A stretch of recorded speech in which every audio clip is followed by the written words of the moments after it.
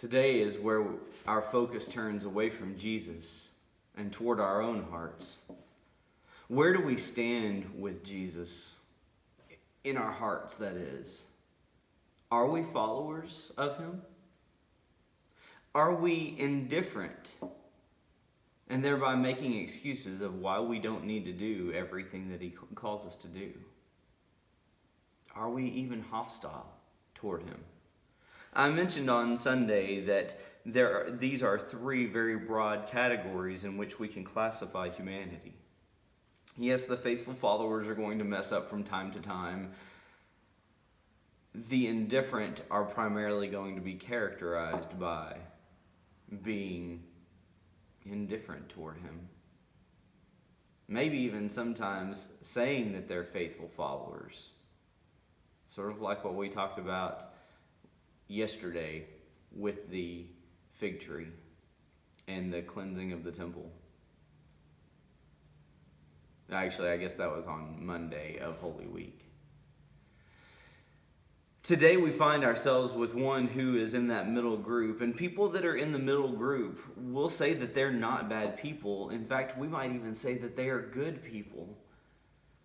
But failing to submit to Jesus completely causes us to miss the mark, and thereby eventually causes us to follow our own heart's desire. Today we are looking at a man named Judas, who because of his following his own heart, wound up becoming known as the betrayer. He was one who had followed Jesus for 3 years. He was one who would have called Jesus a friend. But now, after all of this together with Jesus, he goes to the chief priests and he willfully says that he will betray Jesus for 30 silver pieces or 30 silver coins. He just now had to look for an opportune time. And it all began with a drift away from submission to Jesus and toward himself.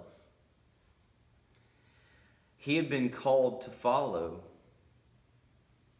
He had chosen to give up things in life so that he could follow Jesus. But now he was choosing to follow just for his own gain.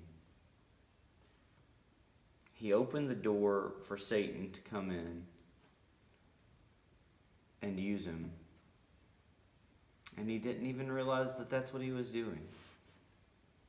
Are you submitting to Jesus as both Savior and Lord?